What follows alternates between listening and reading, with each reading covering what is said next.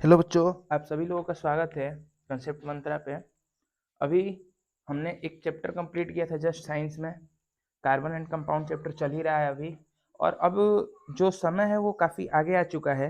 इस वजह से अब हम धीरे धीरे बोर्ड के वाले चीज़ों को भी देखेंगे। जैसे आज मैंने आपके लिए चैप्टर 1 बायोलॉजी चैप्टर 1 जो लाइफ प्रोसेस है उसके जितने भी प्रीवियस ईयर जो मोस्ट रिपीटेड क्वेश्चन है, आप जस्ट ये वीडियो खत्म उसके बाद जाके डाटा चेक कीजिएगा। ये हर एग्जाम कम से कम ये हर 10 साल में 5 से 6 बार ये क्वेश्चन रिपीट हुए हैं। तो हम उन्हीं क्वेश्चन के एक सीरीज लाएंगे, 10 से 12 चैप्टर का वो सीरीज होगा। और हर वीडियो बहुत छोटा होगा और केवल 10-12 क्वेश्चन हर चैप्टर से, जो पढ़ने के बाद आपको एग्जाम में कम से कम इन 10 वीडियो से 20 से 25 सवाल यहीं से फंसेंगे। देखिए, जैसे चैप्टर 1 में शुरुआती 6 क्वेश्चन मैंने एक ही बार बोर्ड पे लिख दिए हैं और आप डिटेल्ड इसके आंसर सुनते हैं, क्योंकि क्वेश्चन आपको पता भी लग जाए उसका आंसर नहीं आप पढ़े रहेंगे तो उसका आप गलत लिख के आ जाएंगे, या लिख के भी आए तो लिखने का तरीका सुनिए। जैसे सबसे पहले कहता है इसेंशियल्स रिक्वायरमेंट ऑफ फोटोसिंथेसिस। ये क्वेश्चन अभी लास्ट ईयर 2022 में भी आया था, अभी इस साल सैंपल पेपर में है। ठीक, आप जाके चेक कर सकते हैं, प्रीवियस ईयर सैंपल पेपर में भी था। तो अब इससे आप अंदाजा लगा सकते हैं कि 2 साल में ये कितने जगह हमें देखने को मिल गया है। तो इस क्वेश्चन का आंसर क्या होगा? क्वेश्चन है कि फोटोसिंथेसिस के लिए इसेंशियल रिक्वायरमेंट क्या है। अच्छा, इसेंशियल रिक्वायरमेंट से क्या, उसे बस मटेरियल से मतलब है। लड़के लिख के आ जाते हैं कि फोटोसिंथेसिस कराने के लिए जो इसेंशियल रिक्वायरमेंट है वो है कार्बन डाइऑक्साइड और वाटर। अच्छा, कार्बन डाइऑक्साइड और वाटर हो, लेकिन क्या सनलाइट नहीं हो तो फोटोसिंथेसिस हो पाएगा? नहीं हो पाएगा। तो आप इसका आंसर लिखेंगे the essential requirement for the photosynthesis is carbon dioxide and water as well as sunlight. बिना सनलाइट के हम फोटोसिंथेसिस का कभी उम्मीद नहीं लगा सकते हैं। बिना सनलाइट का हम कभी फोटोसिंथेसिस का उम्मीद नहीं लगा सकते। तो इस तरह हमने पहला आंसर कंप्लीट किया।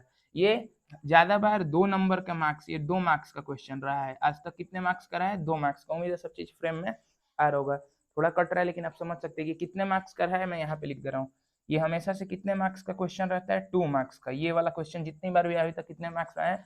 2 मार्क्स का। फिर ये नेक्स्ट क्वेश्चन भी 2 नंबर का है, जो आप लोगों के लिए बहुत इंपॉर्टेंट है। ये भी एटलीस्ट पिछले साल के सैंपल पेपर में था, पिछले साल बोर्ड एग्जाम में भी आया है। करे state the reaction occur in human stomach. Human stomach में क्या क्या होता है यही बताना है। केवल रिएक्शन से लड़के समझ लेते हैं कि बस ये बताना है। ये हम लोग एक जानते हैं कि क्या निकलता है? HCl। क्या निकलता है? HCl। दूसरा म्यूकस, म्यूकस। तीसरा क्या निकलता है? पेप्सिन। तो ये तीनों जो काम करते हैं वही बता दीजिए, वही ना वहां पे चेंज होता है। तो HCl जो होता है उसका काम क्या होता है? तो किल बैक्टीरिया। क्या? Kill bacteria. ठीक। म्यूकस क्या करता है? तो प्रोटेक्ट करता है हमारे वाल को। अब इसको डिटेल्ड पढ़ना है तो आप वीडियो देख सकते हैं। प्रोटेक्ट वाल को करता है किस चीज से? एक बीमारी हो जाती है, यदि ये नहीं होता तो उसको बोलते हैं हम लोग अल्सर। क्या बोलते हैं? अल्सर। और पेप्सिन क्या करता है? तो प्रोटीन को चेंज करता है स्मॉलर ग्लोब्यूल्स में, स्मॉलर ग्लोब्यूल्स में। उम्मीद है आपको सब चीज एकदम क्लियर समझ में आ रहा होगा। देखिए, जो दूसरा क्वेश्चन है ये मोस्टली 2 नंबर का ही आज तक पूछा गया है। तीसरा वाला जो क्वेश्चन है ये भी 2 नंबर का क्वेश्चन है। ये 2-2 नंबर वाले आप बोलेंगे क्यों? क्योंकि मैं उस क्वेश्चन को उठाया हूं अभी जो सबसे ज्यादा रिपीटेड क्वेश्चन है, जो इस साल भी प्रोबेबिलिटी ज्यादा है। अब देखिए, कह रहा है कि mention the function of bile juice. Bile juice का फंक्शन क्या है? तो बाइल जूस के 2 फंक्शन है, अब ध्यान से समझिए। एक तो पहला फैट को इम्यूलिफाई करता है। फैट को ह्यूमिलिफाई करता है मतलब कन्वर्ट करता है स्मॉलर पार्ट्स में, स्मॉलर कंपोनेंट्स में तोड़ता है। उम्मीद है आपको सब चीज समझ में आ रहा होगा। फैट्स को स्मॉलर ह्यूमिलिफाई करता है। फिर दूसरा काम सुनिए इसका, ये बाइल जूस हमारे ऊपर से आ रहे एसिडिक फूड के साथ, एसिडिक के साथ ये फूड हमारा बाइल जूस मिलता है, जो क्या होता है? बेस। बाइल जूस कैसा होता है? बेस। और ओवरऑल ये क्या बना देता है? उसे न्यूट्रल। ये न्यूट्रल बनाना बहुत बड़ा बात अपने आप में। यदि वो न्यूट्रल नहीं बनाता तो आगे के कोई भी जूस हमारे खाने पर काम नहीं करते। आगे के कोई भी जूस हमारे खाने पर काम नहीं करते मतलब आगे का कोई भी जूस हमारे भोजन के साथ रिएक्शन नहीं करता है। उम्मीद है आपको समझ में आ रहा होगा। तो ये दोनों तीनों क्वेश्चन 2-2 नंबर के हैं। ये तीनों क्वेश्चन कितने नंबर के? 2-2 नंबर के। लेकिन ये बहुत बार के रिपीटेड हैं। ये लास्ट ईयर केवल सैंपल पेपर में था, बोर्ड एग्जाम में नहीं आया था। तीसरा नंबर क्वेश्चन केवल सैंपल पेपर में देखा गया था, लेकिन ये बोर्ड्स में नहीं आए थे, ये याद रखिएगा। लेकिन ये दोनों देखिए बहुत ज्यादा प्रायोरिटी है। देखिए, अगला क्वेश्चन है state the function of alveoli in human lungs. कह रहा है कि एल्वियोली का ह्यूमन लंग्स में फंक्शन बताइए। तो एल्वियोली को हम लोग एयर सैक्स भी कहते हैं, एयर सैक्स मतलब एयर बैग, इसको और किस नाम से जाना जाता है, एयर बैग। ये क्या करता है, तो सारे एयर में से सारे गैसेस जो हमारे लंग्स में प्रेजेंट होती हैं उसमें से बस ऑक्सीजन को फिल्टर करके, ऑक्सीजन को बस फिल्टर करके किसके पास ले जाता है, हार्ट के पास। किसके पास ले जाता है, हार्ट के पास। उम्मीद है आपको इतना समझ में। हेलो बच्चों, हम लोग क्वेश्चन नंबर 5 पे थे। ये क्वेश्चन नंबर 5 है, explain the double circulation of blood. Explain the double circulation of blood. अभी डबल सर्कुलेशन से वो हमें क्या पूछते हैं, ये 4 मार्क्स का क्वेश्चन है, याद रखिएगा। और ये मोस्ट रिपीटेड क्वेश्चन है क्योंकि ये 2013 में आया था, 16 में आया था और 17 में भी आया था और लास्ट ईयर 20 में भी आया था। ये लास्ट 20 के बाद तो अभी नहीं आया, लेकिन 4 मार्क्स का क्वेश्चन है और 4 बार रिपीट किया, प्लस 2 साल से नहीं आया है। पैटर्न देखिए, 13 के बाद 16 में आया, 3 साल के बाद रिपीट कर दिया, फिर अगले साल रिपीट कर दिया, फिर 3 साल पे। तो 20 में आया था तो 21 में नहीं आया, तो फिर भी हम 23 में तो उम्मीद कर सकते हैं। देखिए डबल सर्कुलेशन ऑफ ब्लड क्या वो होता है, मैं आंसर का आपको आइडिया दे दे रहा हूँ। हमको पता हो कि हमारा हार्ट कितने चैम्बर में होता है, 4 चैम्बर में। और जो लेफ्ट साइड होता है, जो लेफ्ट साइड होता है वो डील करता है प्योर ब्लड से। प्योर ब्लड का सर्कुलेशन कौन करता है, लेफ्ट साइड। और जो राइट साइड होता है वो किसका सर्कुलेशन करता है, इम्प्योर ब्लड का।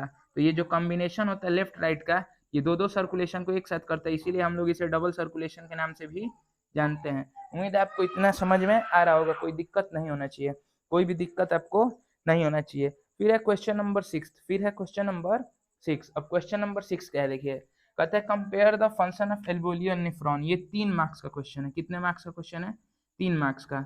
अब देखिए क्या होगा इसका आंसर। कह रहा है एल्वेओली और नेफ्रॉन, अच्छा दोनों में कंपेयर करने के लिए क्यों कहा है, क्योंकि ये तीनों दोनों जो है एक ही जैसे कुछ काम करते, लेकिन 3 मार्क्स का क्वेश्चन है, हम केवल एक लाइन में इसका आंसर लिख दे तो सही नहीं लगेगा। इसके आंसर में सबसे पहले बताया जाता है कि एल्वेओली कहाँ प्रेजेंट होता है, तो लंग सरफेस पे। ये क्या होता है, तो यूनिट ऑफ किडनी होता है, यूनिट ऑफ किडनी होता है। अच्छा ठीक है, फिर दोनों का काम क्या करता है, तो ये भी फिल्टर करता है, ये भी फिल्टर करता है। ठीक, इसको आप स्टेटमेंट बना के लिखिएगा। फिर तीसरा, ये फिल्टर करता है तो किस चीज को फिल्टर करता है, एयर को फिल्टर करके उसमें से ऑक्सीजन को कहाँ ले जाता है, हार्ट के पास। कहाँ ले जाता है, हार्ट के पास। अच्छा ये किस चीज को फिल्टर करता है, तो ब्लड को। ब्लड को फिल्टर करके उसमें से यूरिया को क्या करता है, बाहर एग्जॉस्ट करता है और यूरिन बनाता है। समझ आया में आ रहा होगा सब चीज आपको। ब्लड को फिल्टर करके क्या करता है, उसे यूरिया बनाता है। और सुनिए, और इसके बीच में हम क्या लिख सकते हैं इस तरह कि जो एल्वियोली होता है, जो एल्वियोली होता है ये किस चीज में मदद करता है, तो रेस्पायरेशन में बोल सकते हैं, ब्रेथिंग में। ये किस चीज का ऑर्गन होता है, तो रेस्पायरेशन का।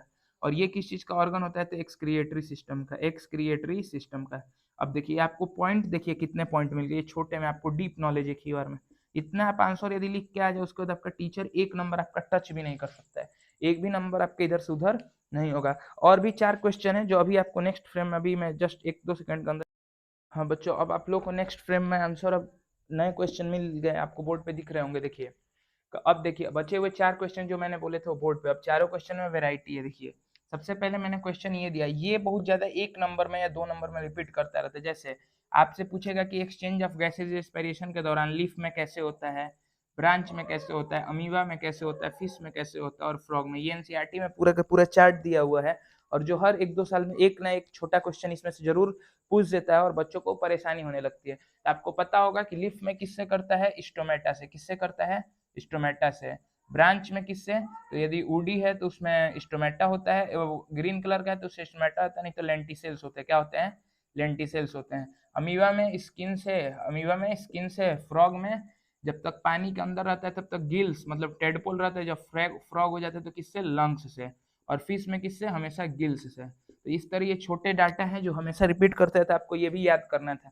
फिर आता है ये क्वेश्चन, ये मतलब मैं हाई लिस्ट पे रख रहा हूँ क्योंकि बहुत ज्यादा बार पूछा है अभी तक, बहुत ज्यादा बार, मतलब हर 10 साल में आप निकालेंगे तो लगभग 6 से 7 जगह पूछ चुका है। देखिए explain why diffusion is insufficient for the respiration in human beings. Explain why diffusion is insufficient for the respiration in human beings. Correct, कारण बताइए क्यों। बहुत से जीवों में डिफ्यूजन के थ्रू रेस्पिरेशन होता है लेकिन हमारे में इनसफिशिएंट है, क्योंकि जो डिफ्यूजन होता है वो वेरी स्लो प्रोसेस है। क्या है, वेरी स्लो प्रोसेस। इसको अराउंड अराउंड 3 साल लग जाएंगे किसको, गैस को फुल बॉडी में ट्रांसपोर्ट करने के लिए। इस वजह से हम रेस्पिरेशन का प्रोसेस डिफ्यूजन से नहीं कर सकते। मैं आंसर आपको लिखने से ज्यादा मैं आपको एक्सप्लेन कर रहा हूँ ताकि आप जब फिर से पढ़ें तो आपको ज्यादा समझ में आए।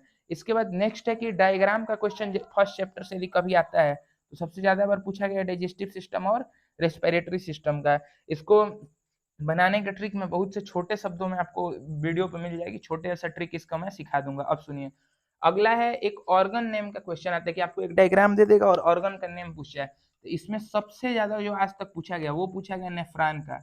नेफ्रॉन का स्ट्रक्चर हमारे सिलेबस में कंप्लीटली नहीं है, लेकिन उसके ऑर्गन्स का नाम आपको याद रखना है कि उसके 4 ऑर्गन्स होते हैं, किस किस का क्या नाम है, और ABCD करके उसका नाम पूछ लेता है। ये भी बहुत ज्यादा रिपीटेड क्वेश्चन।